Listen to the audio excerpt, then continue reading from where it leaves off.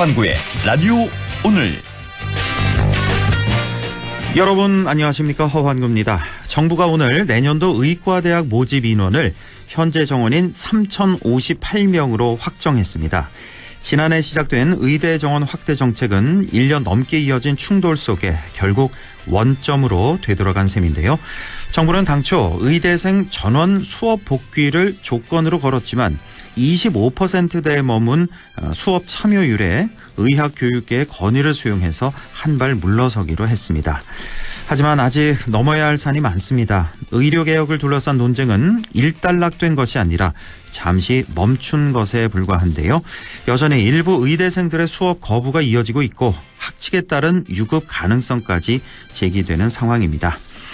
국민의 생명과 건강은 협상의 대상이 아닙니다. 의료계와 정부 그리고 교육 현장이 지금 이 순간부터라도 책임 있는 자세로 대화에 나서야겠습니다. 안동문화 방송 라디오 오늘 광고 듣고 시작합니다. 다음은 KGM 소식입니다. 최근 출시된 토레스 하이브리드. 전기차에 가까운 주행 모드로 전기차냐 하이브리드냐 말이 많다고 합니다. 듀얼테크 하이브리드의 뛰어난 도심 연비. 결론은 하이브리드, 성능은 전기차입니다. 실구매가 3,100만 원대부터 토레스 하이브리드 KGM. 웰메이드 가지요. 멋진 옷이 필요할 때 웰메이드 가지요. 잘 만든 옷, 잘 만든 옷 언제나 우리 곁에 웰메이드 가지요. 국민의 옷집 웰메이드. 웰메이드에서 만나요? 네, 대선 47일 전입니다. 4월 17일 목요일 라디오 오늘입니다. 1부 안영진의 쾌도 난법 함께하고요. 2부 이슈 오늘에서는 청송군의 산불 피해와 복구에 대해서 알아보겠습니다. 이어서 임미의 그래도 정치 함께하겠습니다. 라디오 오늘 많은 애청 바랍니다.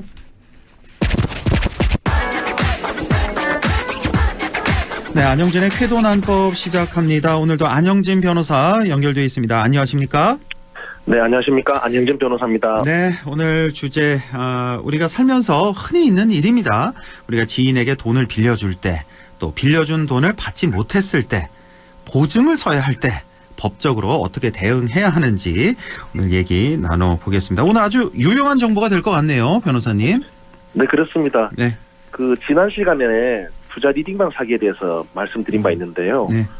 불경기인 요즘 돈을 투자할 때가 잘 없어서 고수익에 대한 유혹이 더 큽니다. 이번 주에도 제가 우리 지역에서 유사한 사례로 상담을 한 적이 있는데요. 피해가 계속되고 있습니다. 그래요. 이 패턴이 똑같습니다. 단톡방에 초대를 하고 처음에 소액을 투자했을 때는 이자 내지 수익을 따박따박 원금을 얹혀서 줍니다. 예. 그리고는 이제 500만 원에는 1,000만 원 정도로 투자 액수를 늘리게 한 다음에 이제 투자한 분이 돌려달라고 하면은 뭐 이래서 안 된다 또는 돌려받으시는 수수료나 각종 명목으로 수백만 원을 더 요구하다가 이제 안 되면 대화를 끊고 잠적해버린 경우인데요. 예. 굉장히 주의를 할 필요가 있습니다. 그리고 이미 들어간 돈을 찾으려고 돈을 더 투입하게 되면은 피해액만 커지니까 마음은 안타깝지만 과감하게 손절을 하고 수사기관에 신속히 신고를 하는 게 필요하고요. 예, 이제 지난 시간에 이렇게 쭉 설명을 주셨는데 세상에 네. 공짜는 없다는 거 강조를 해주셨습니다. 예, 투자 그렇습니다. 리딩방 절대 조심하시고 아예 클릭조차를 하지 않는 게 가장 좋겠습니다. 예. 네. 오늘은 차용 문제에 대해서 여러 측면에서의 법적인 대응에 대해서 설명을 드리고자 하는데요. 네. 뭐 일단은 개인 간에 돈을 빌려주는 거를 하지 않아야 됩니다. 네. 근데 이제 돈을 빌려주면 돈도 잃고 사람도 잃는다 이런 말씀을 많이 하시는데요. 그러니까요. 그런데 만일 꼭 돈을 빌려주어야 한다면 당연히 차용증을 쓰는 게 중요합니다. 차용증. 아무리 친해도 써야 하는데요. 네. 근데 살다 보면 이제 지인에게 차용증을 쓰라고 하기 뭐해서 그냥 돈만 송금하는 경우도 있습니다. 이런 경우 많아요. 예, 예, 많습니다. 예. 또 뭐 계좌 이체 내역이 있기 때문에 나중에 문제가 되어도 돈을 받을 수 있다라고 오해하시는 경우가 있는데요. 계좌 송금 내역만 있어서는 차용 사실을 증명할 수는 없습니다. 네. 그러니까 소송을 하면서 계좌 송금 내역만 제시해서는 패소한다는 뜻인데요. 예, 첫 번째 이제 차용증을 반드시 쓰는 게 좋다. 꼭 그렇습니다. 빌려줘야 할 상황이라면. 그리고 혹시 여기 차용증에요. 꼭 들어가야 할 내용이 있잖아요. 이것도 뭐 몇 가지만 소개해 주시면 좋을 것 같은데요. 예, 얼마를 빌려줬다는 내용이 당연히 들어가야 얼마? 될 것이고, 예. 또 뭐 이자가 있으면 이자의 내용도 써야 되고, 이자. 또 그 얼마를 빌려주었고 그거를 언제 수령했다. 예, 예. 그렇게 또 해야 되고 갚는 날은 언제다라고 이제 기재하는 것도 중요하겠죠. 갚는 날까지. 예. 그 인적 사항이 있잖아요. 뭐 주소, 그렇습니다. 주민번호 이런 것도 반드시 들어가야 되나요? 주민번호, 주소 이런 것도. 예, 차용 그 받는 사람과 빌려주는 사람, 빌려받는 사람의 예. 이름과 주민등록번호를 정확히 쓰는 게 정확히 나중에 쓰고. 좋겠죠. 예. 그냥 이름만 써서는 동명이인이다 이렇게 주장할 가능성도 없지는 않으니까 예, 예. 아예 이름, 주민등록을 쓰고 무인 그러니까 또 손도장을 찍는다든지 네. 뭐 이렇게 하는 게 중요합니다. 예, 알겠습니다. 예. 그리고 이제 만약에 그럼 차용증이 없는 경우 보통 문제가 됩니다. 예. 그럼 어떻게 증거를 확보할 수 있는지가 중요한데요. 첫 번째 이 얼마를 빌려주었다는 내용에 대해서 상대방이 그렇다라고 인정하는 대화를 녹음하는 것도 한 방법입니다. 녹음을 해라. 녹음을 해놔라. 예. 전화 통화를 하거나 대화하는 동안 이를 녹음하는 건데요. 통신비밀보호법은 타인 간에 공개되지 아니한 대화를 녹음하는 경우는 형사처벌하고 있는데 대화하는 사람 사이의 대화하는 일방이 녹음하는 경우에는 설사 상대방의 동의를 얻지 않았다고 해도 형사처벌의 대상은 아닙니다. 예. 당연히 민사소송에서의 증거 능력도 인정이 되는데요. 요지는 전화하면서 대화를 일방적으로 녹음해도 처벌받지 않고 증거 능력도 인정된다는 것이고요. 이것도 저번에 한번 다뤄주셨죠? 안 변호사가. 예. 그래서 저랑 안 변호사랑 둘이 이제 전화 통화하는데 우리 당사자끼리는 얼마든지 녹음해도 된다. 이거 몰래 녹음해도 처벌받지 않습니다. 아무 처벌 안 받는다는 거고. 그런데 제3자가 녹음하는 건 이거는 처벌받을 수 있는 거죠. 예. 네. 알겠습니다. 그리고 둘째는 이제 문자를 보내서 문자나 뭐 톡이나 이런 거 보내서 문자나 톡상에 상대방이 예를 들어서 1,000만 원 빌려갔다는 내용을 인정하는 내용, 즉 뭐 갚겠다, 미안하다는 등의 문자를 확보하면 이것 또한 증거가 됩니다. 예. 실제로 제가 소송을 한 사례인데요. 지인간이라 뭐 거액을 빌려주고도 송금 내용만 있지 차용증이 아무런 증거가 없던 사안입니다. 예. 그래서 얼마를 갚으라고 문자를 보냈는데 거기에 대해서 이제 빌린 사람이 미안하다 갚겠다는 내용의 문자만 이제 보내고 그것만 이제 유력한 증거로 제출된 상황이었죠. 계좌 송금 내역이란. 예. 그런데 재판부는 이를 차용의 증거로 인정해서 원고 전부 승소 판결한 사례가 있었습니다. 오, 그렇군요. 그러니까 예.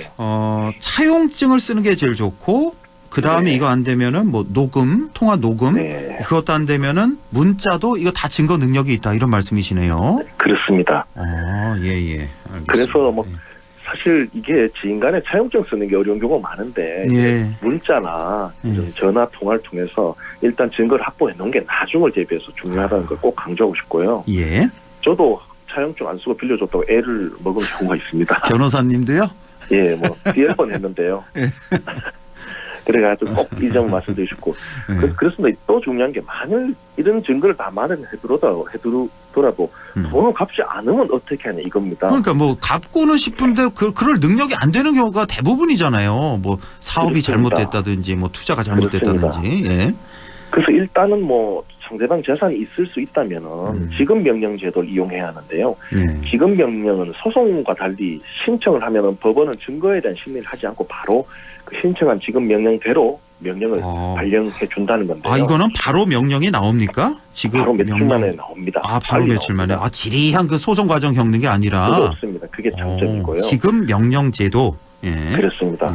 예를 들어 갑이 을에게 1,000만 원을 지급하라 이렇게 신청을 하면은 거의 뭐 얼마 안 지나서 지급 명령을 발령해서 채무자에게 송달해 줍니다. 네. 그러면 채무자가 이걸 받고 2주 안에 이의 안 하면 그대로 확정이 돼서 확정 판결과 거의 동일한 효력이 있고요. 만약 이의를 하면 본안 소송으로 넘어가게 되죠.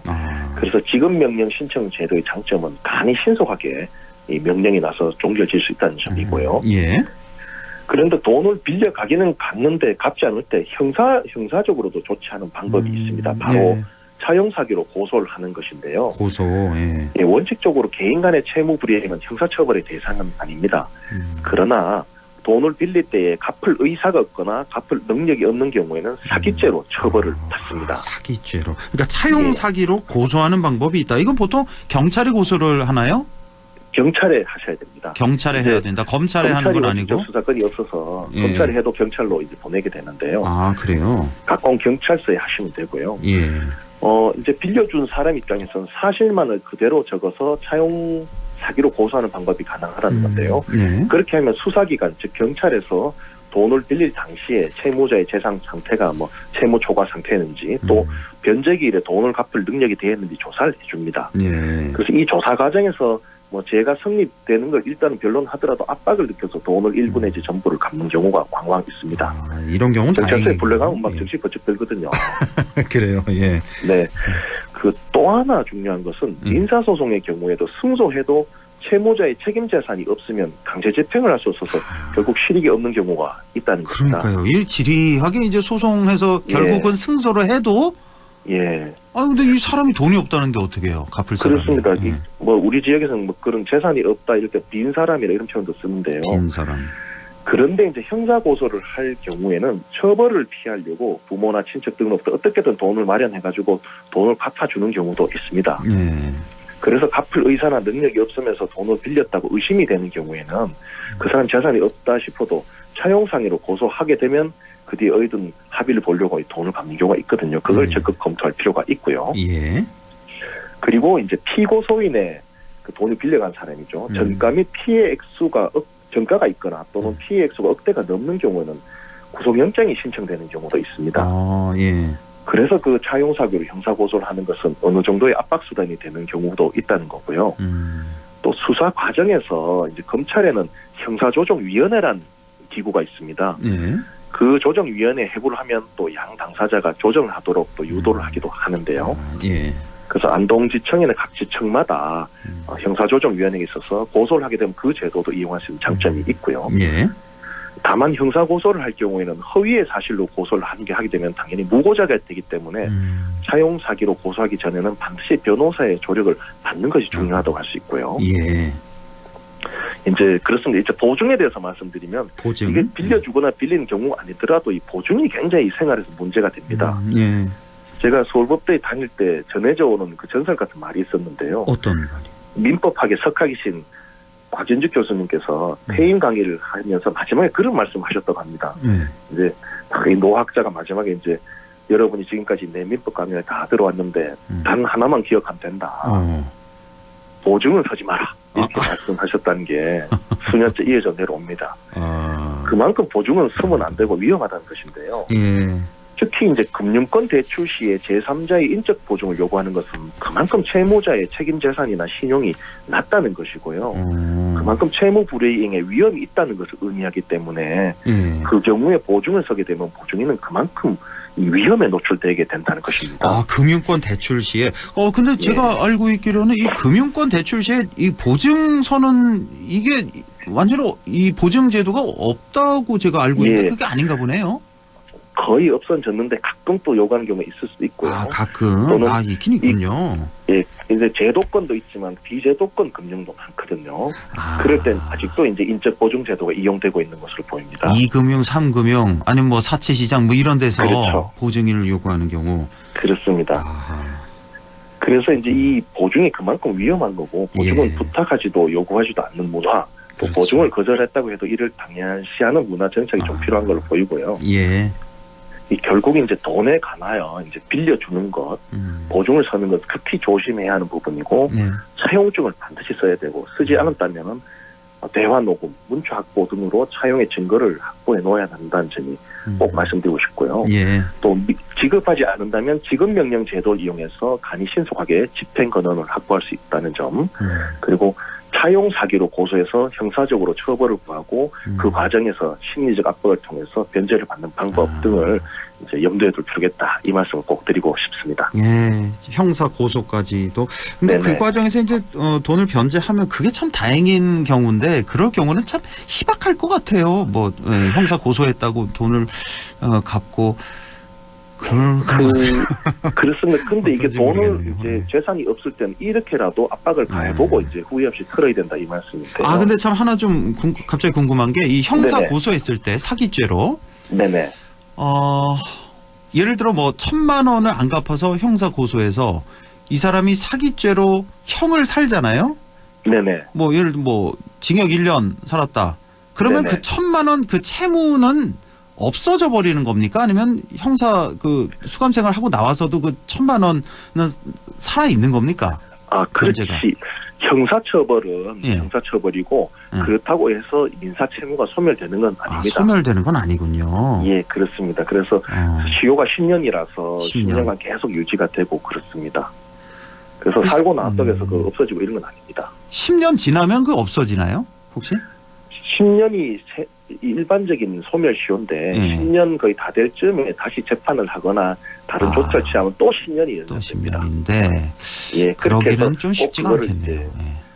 그러니까 결국은 이제 10년이라는 시효가 예. 또 연장될 수 있고 계속 무제한으로 연장될 수 있기 때문에 뭐 10년만 기다리면 된다 이렇게 생각할 건 아니고요. 또한 빌려준 입장에서는 반드시 그 10년 지날 때쯤에 다시 권리 회복 조치를 취해서 이걸 살려놓는 게 중요합니다. 그렇게까지. 알겠습니다. 그게 뭐 정말 거액이라면 그렇게까지 하겠는데 뭐 네. 1,000만 원, 2,000만 원이라면 아마 그냥 아이고 이거 돈 떼었다 하고 포기하는 경우가 많을 것도 같고.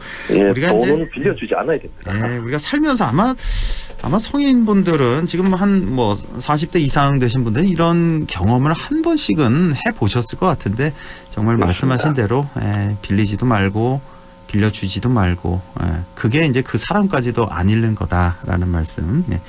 오늘 아주 큰 도움이 됐습니다. 잘 들었습니다. 지금까지 쾌도난법 안형진 변호사와 함께했습니다. 고맙습니다. 감사합니다. 네, 라디오 오늘 2부에서 뵙겠습니다.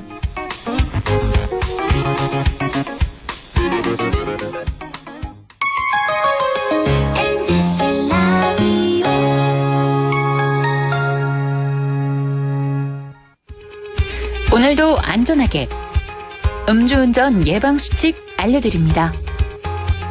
첫 번째, 술자리가 예정된 경우 미리 귀가 방법을 정하고 차는 가져가지 않는 것이 안전합니다. 두 번째, 음주 후 자전거나 전동 킥보드를 이용하는 것도 음주운전 처벌 대상에 포함됩니다. 세 번째, 과음을 한 다음 날에는 대중교통을 이용해주세요. 숙취 음주운전 역시 처벌 대상입니다. 네 번째, 음주운전을 방조하는 경우에도 3년 이하의 징역형 또는 1,000만 원 이하의 벌금형에 처해질 수 있습니다. 적극적으로 말려주세요. 위험한 음주운전 미리 예방하여 소중한 생명을 지켜주세요.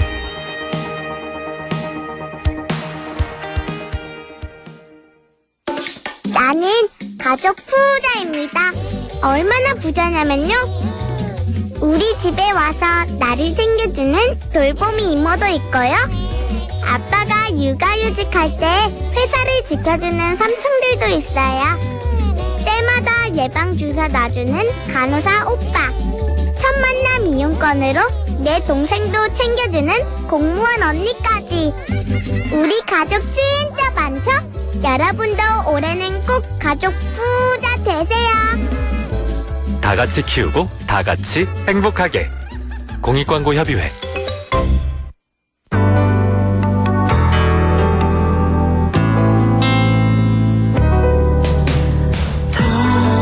어렵던 날도 많았죠.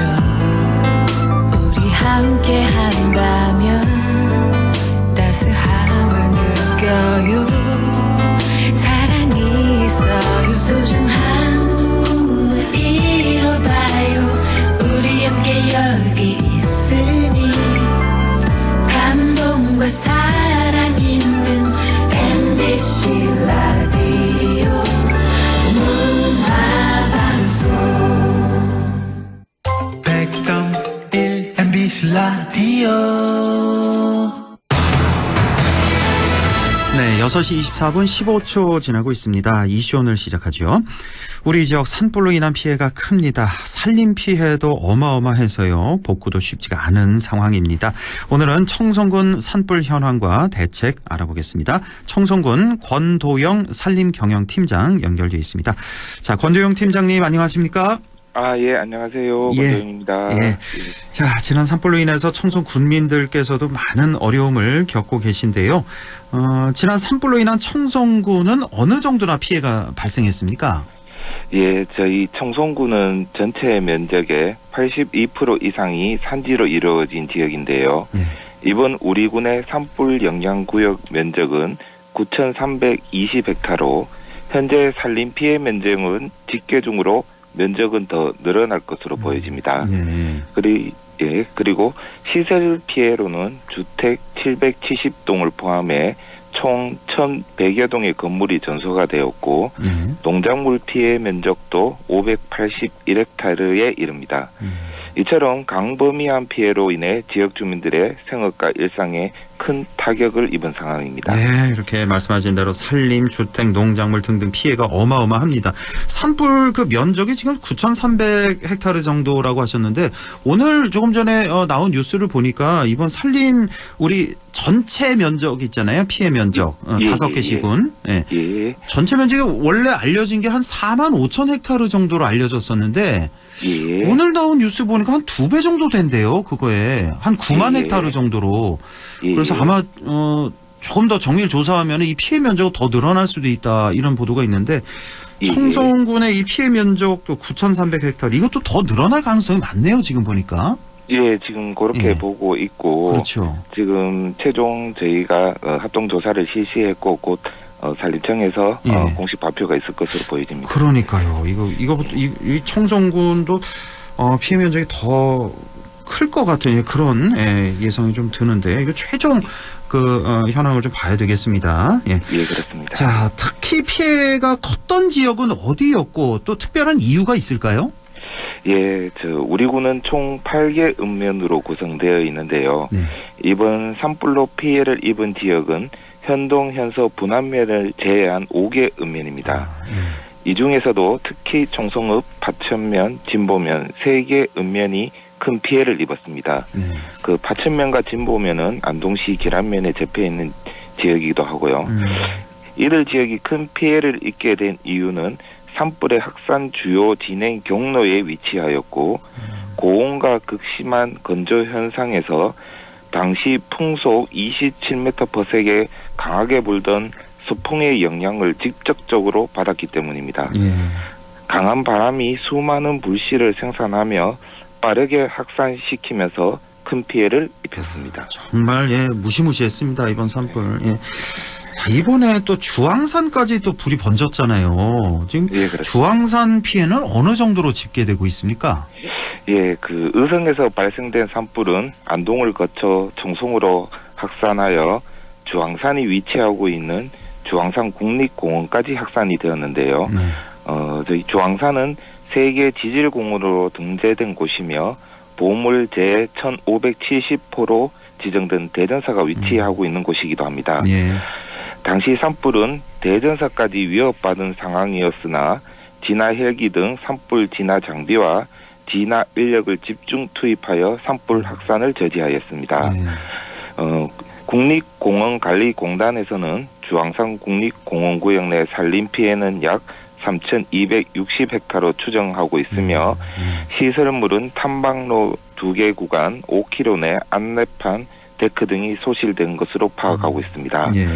현재 대전사 경내와 주산지를 제외한 나머지 탐방로는 전면 통제 중이며 국립공원관리공단에서 현장 안전 점검을 거쳐 추가 개방을 점차 확대해 나갈 계획으로 알고 있습니다. 아유, 주황산도 피해가 컸군요. 그러니까 다행히 대전사까지는 피해가 없었는데 주황산 국립공원 구역 내 피해가 3,200헥타르 정도 되니까 청송군 전체 피해 한 3분의 1 가까이, 3분의 1 넘네요. 지금 보니까.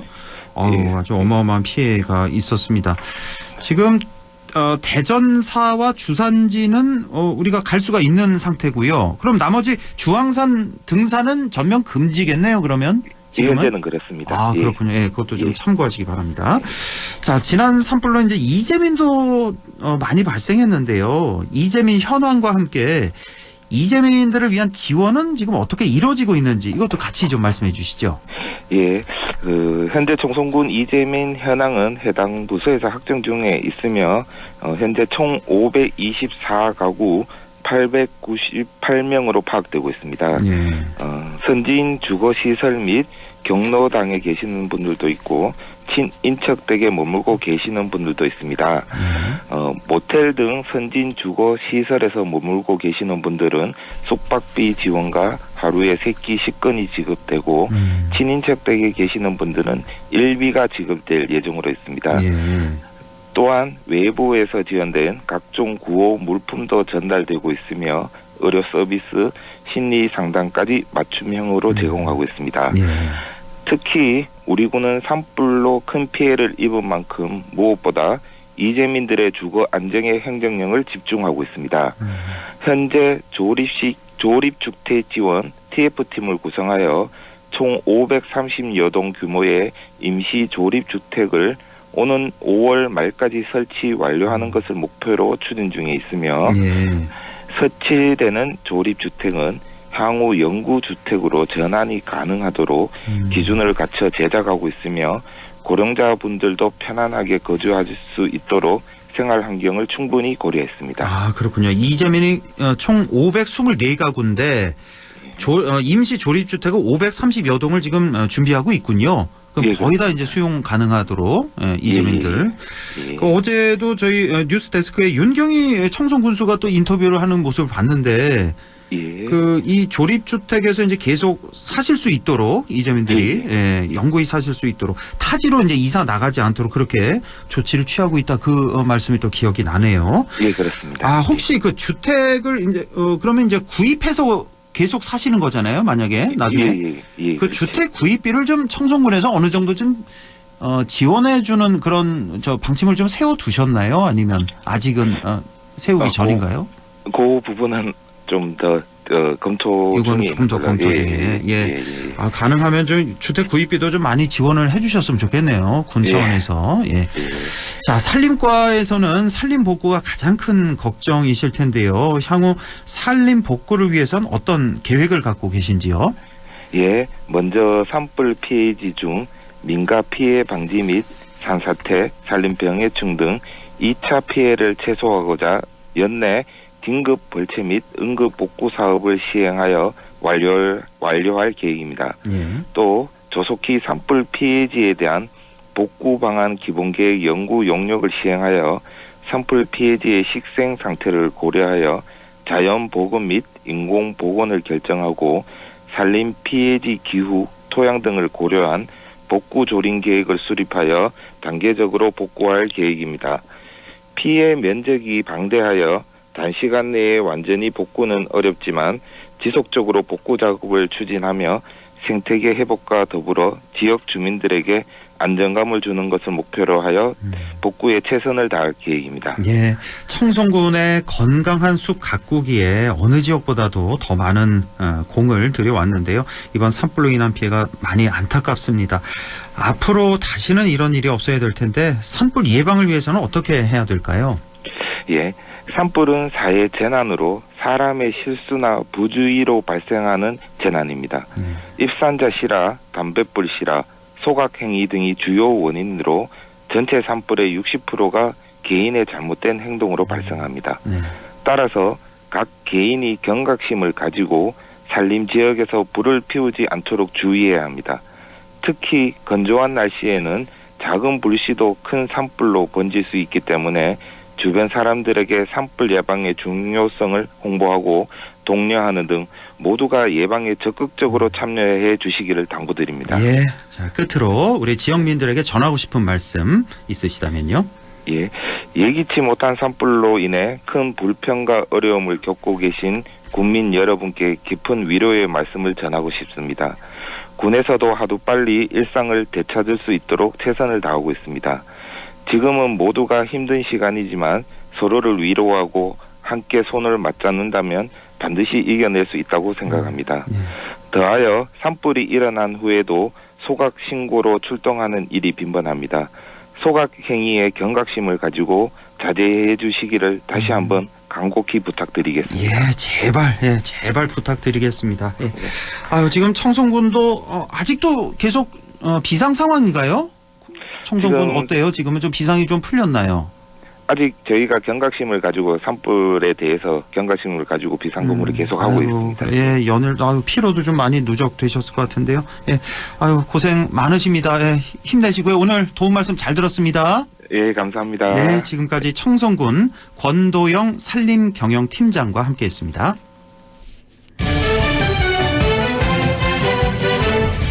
네, 임미애 그래도 정치 바로 이어가겠습니다. 더불어민주당 임미애 의원과 함께합니다. 안녕하십니까? 네, 안녕하세요. 임미애입니다. 예, 오늘도 국회 많이 바빴죠. 오늘 네, 많이 보니까 바빴어요. 조금 전에 들어온 속보를 보니까 지금 저기 재표결 있었죠, 국회에서. 네, 있었습니다. 또 방송법 네. 개정안, 또 상법 개정안, 내란 특검, 명태균 특검 이 재표결이 있었는데 방송법 개정안은 가결됐고. 나머진 다 부결됐고. 네, 상법 개정안 부결, 내란 특검, 명태균 특검 다 부결 이렇게 됐는데 오늘 혹시 이에 대해서 꼭 하고 싶은 말씀이 있나요? 혹시 오늘 재표결에 대해서? 그 방송법 개정안이 통과가 됐는데요. 예. 그거는 KBS와 관련된 법안입니다. 이게 왜 통합징수 그건가요? 예, 네, 수신료? 네, 그렇죠. 예. 그러니까 정작 그거보다 더 급한 법안은 상법 개정안, 그다음에 2개 특검 법안들인데 네. 중요한 법안들은 통과되지 못하고 이 KBS가 참 열심히 움직였나? 이런 생각이 좀 듭니다. 그래서 저는 지금 시기에 국민들이 이 새로운 대한민국을 만들어 나가기 위해서 필요한 법안들이라고 생각한다면 무엇보다도 그 명태균 특검법, 그다음에 내란 특검법 이런 건데 그렇죠. 이 법들이 통과되지 않은 것에 대해서 매우 아쉽고요. 예. 이게 통과되지 않았다는 건 여전히 국민의힘이 내란과 관련된 문제에 있어서 본인들이 반성하는 것이 전혀 없구나라는 생각이 들어서 굉장히 안타깝습니다. 더더군다나 한동훈 전 대표도 예. 소위 이제 한동훈계가 이 표결에 조금 입장을 내주는 것이 좋지 않겠느냐라는 얘기가 있었는데 전혀 이 뭐라 그럴까 함께하지 못한 거잖아요. 동조하지 않은 거여서 예. 한동훈 전 대표도 이 문제와 관련해서는 국민의힘의 이 뭐라 그러지 쌍권이라고 해야 되는 그 두 지도부의 목소리에서 벗어나지 못하는구나, 구구의 틀에서 벗어나지 못하는구나라는 생각을 좀 확인할 수 있었습니다. 이 내란 특검, 명태균 특검이 혹시 가표가 몇 표 정도 나왔는지 기억나시나요? 그 197표, 뭐 196표 뭐 이랬던 것 같은데 정확한 수치는 기억이 안 납니다. 워낙 여러 개가 표결이 돼서. 그러니까 한 서너 표 차. 이번에도 마찬가지군요. 똑같은 상황이었군요. 그러니까 정권이 새 정부가 들어서야 그때야 비로소 이제 특검이 출발할 수 있을 것 같은. 그렇게 생각해야 제가 이거 되겠네요. 통과시키고 싶어서. 예, 어제 동료 의원들하고 참 열심히 의원들 설득도 하고 했거든요. 아, 그래요? 네네. 그런데 변화가 없네요. 이른바 친한계 의원들 좀 설득 작업이 있었군요. 네, 그렇죠. 저희 탄핵, 계엄 해제할 때. 계엄 해제 그다음에 요구 탄핵할 때. 결의할 때. 예, 그분들. 참여했던 의원들의 협조를 구하려고 되게 애를 썼는데 아쉽습니다. 예. 자, 그리고 국회에서 오늘 또 참 일이 많으시네요. 보니까. 더불어민주당 주최로 산불 대응 체계와 피해 복구 지원에 대한 토론회가 열렸다는 소식인데, 자, 우선 어떤 분들이 함께 했는지 궁금하고 또 어떤 내용이 나왔는지요? 예.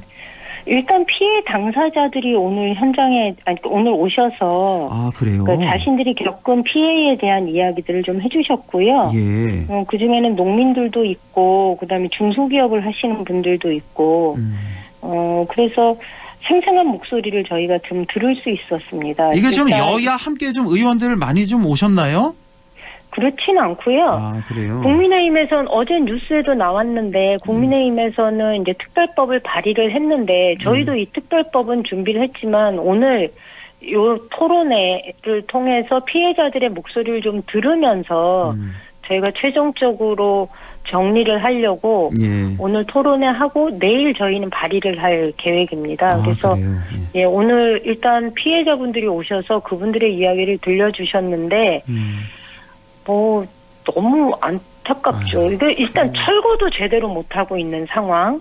거기다 교회나 이런 곳에서 교회 건물이 피해를 입었을 때는 이게 소위 말하는 행안부의 NDMS라고 해서 피해 입은 사람들이 피해 사실을 입력하는 그 시스템이 있는데 여기에 입력할 수 있는 코너조차도 없는 거예요.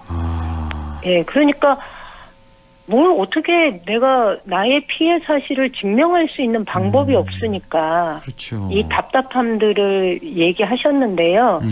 지금 우리나라는 행안법에 그러니까 행안위에서 규정하고 있는 재난안전법에 보면은요. 자연재난, 사회재난 구분해 놓고 산불은 사회재난이고 산불을 낸 사람이 있기 때문에 그를 통해서 이렇게 피해 보상을 받거나 이렇게 해야 되는 거지 국가가 재건에 참여하거나 이런 게 법적인 근거가 없습니다. 아, 그런 게 있습니까? 이거 산불은 자연 재난이 아니라 사회 재난으로 분류가 되는 거예요. 네네. 아, 그런데 그런 게 있군요.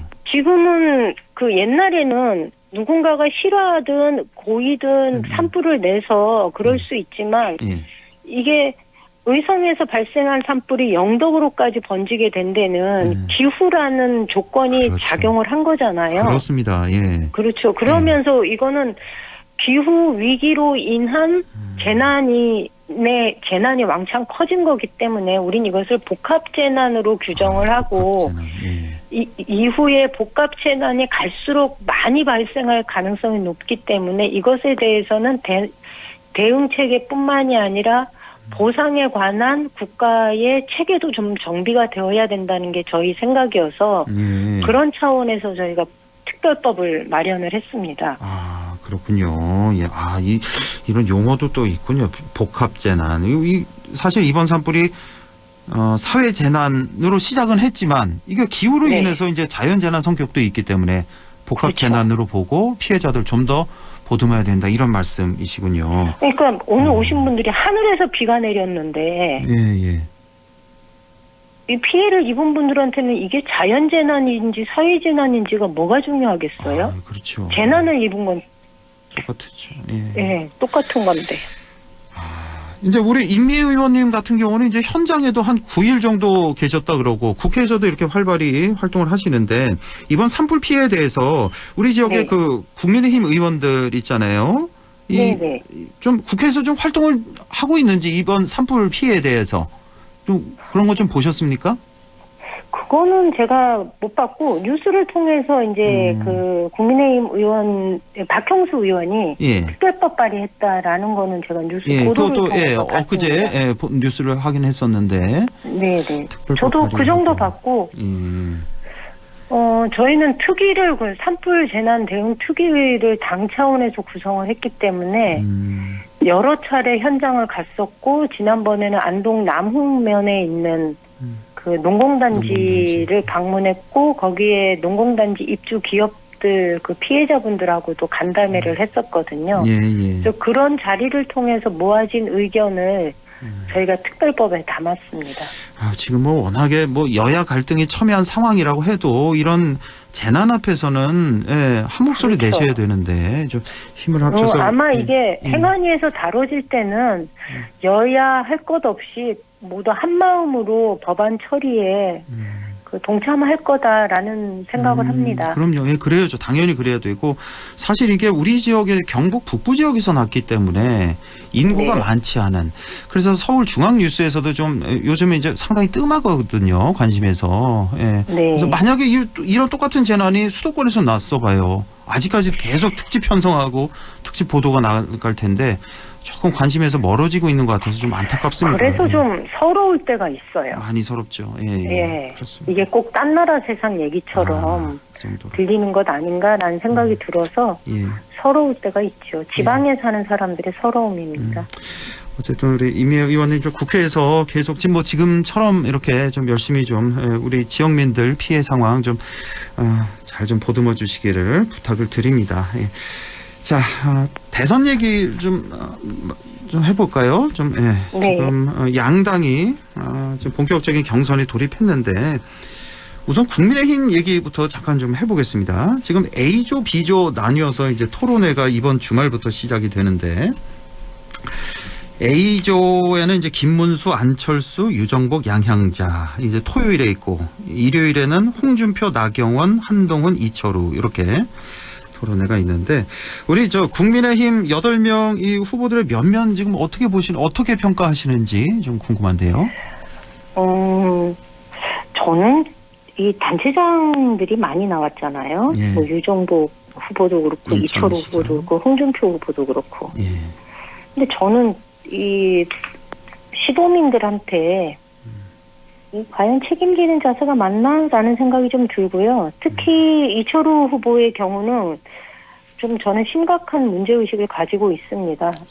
경북의 상황이 이렇게 대선에 출마해서 경선을 치를 정도로 그냥 지금 상황이 굉장히 그냥 편안한 상황도 아니고 5개 시군이 산불로 인해서 이재민이 수천 명이 발생한 상황이고 이런 상황에서 거기다가 10월 달이면 국제적인 외교 무대라고 할 수 있는 에이펙도 유치되어 있고 해야 할 일이 산더미 같은데 이 상황에서 경북에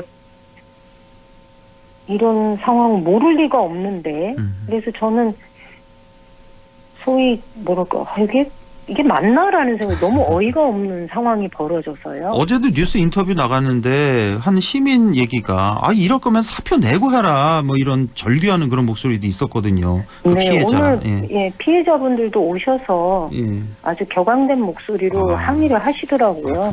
이러면 주민 소환 뭐 이런 거 있어야 되는 거 아니냐 그러는데 그걸 뭐 저희가 말씀드릴 수는 없잖아요. 그런데 그만큼 피해자분들의 입장에서는 보는 눈이 곱지 않다라는 것을 전 이철우 후보도 알고 있어야 된다. 그리고 설사 만약에 이게 뭐 본선까지 가면 모르겠지만 그렇지 않다면 이후에 다시 빠르게 복귀해서 도정을 돌봐야 될 텐데 무슨 얼굴로 도민들을 대할 것인가라는 생각을 하면 왜 이런 결정을 하셨을까 좀 의아스럽습니다. 알겠습니다. 어쨌든 이 8명 중에 1명이 1등이 이제 최종 후보가 되고 근데 이게 이제 끝이 아니라 한덕수 대행과의 또 뭐 연합?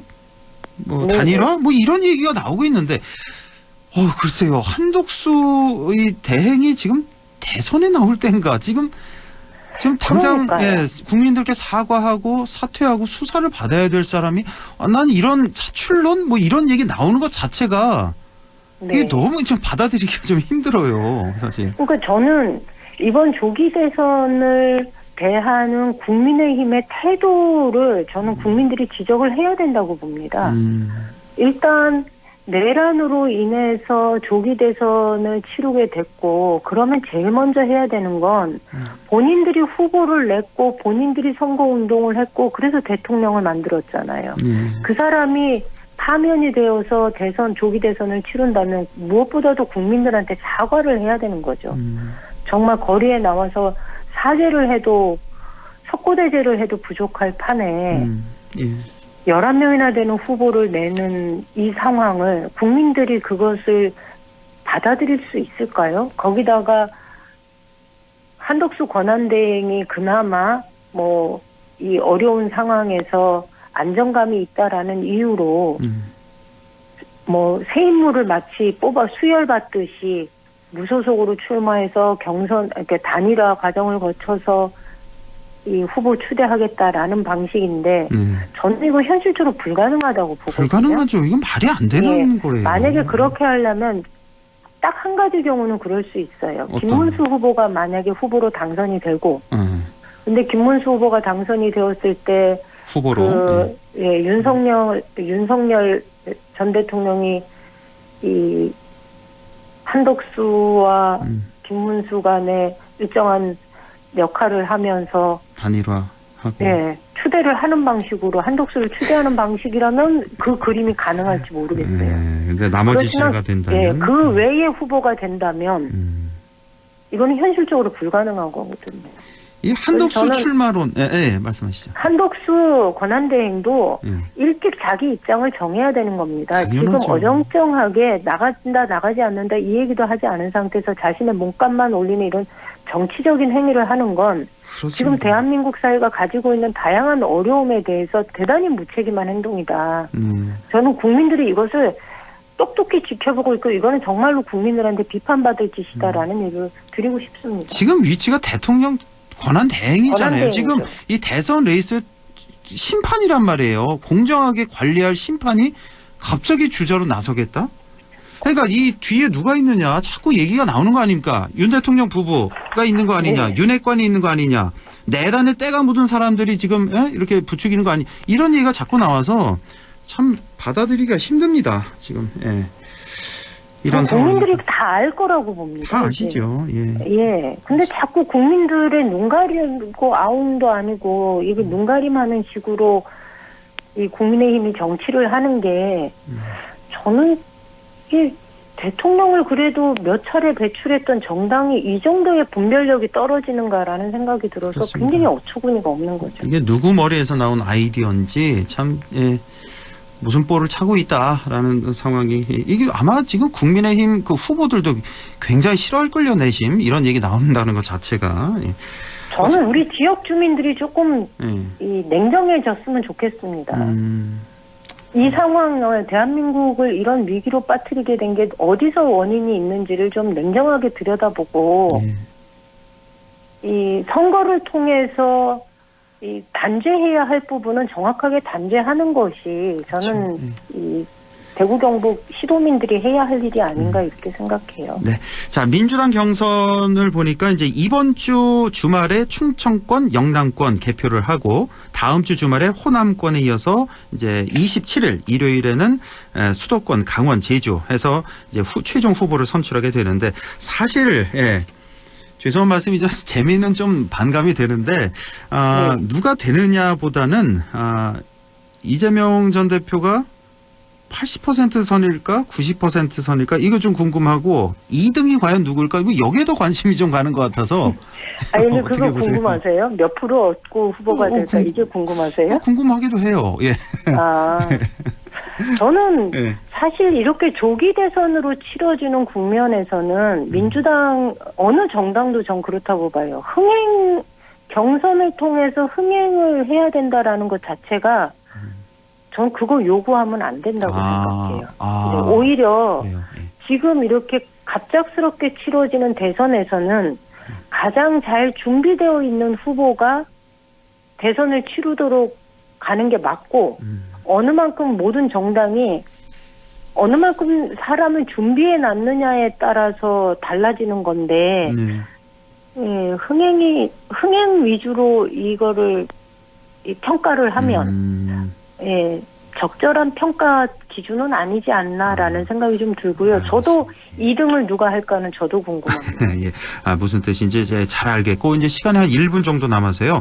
이재명 후보가 이제 이런 얘기를 했어요. 뭐 실용주의를 강조하면서 정치 보복은 할 이유가 없다. 안 하겠다라고 말을 했는데 혹시 또 이게 또 오해가 될 수도 있는 게 혹시 내란 세력 처벌에 이거 미온적인 건가? 이렇게 되면 이거는 이제 진보층이나 중도층에서 받아들이기 힘든 거거든요. 그건 아니겠지, 설마? 그거는 분명히 아닙니다. 이제 이거는 헌법을 훼손한 세력에 대해서는 분명하게 지금 이제 형사법적으로 절차가 진행이 되고 있는 거잖아요. 예, 이거는 명확하게 정리되어야 되는 거고요. 이 윤석열 정부 하에서 정책을 폈던 문제로 인해서 우리랑 생각이 다르다는 이유로 어떤 사법적인 대상이 되어야 된다.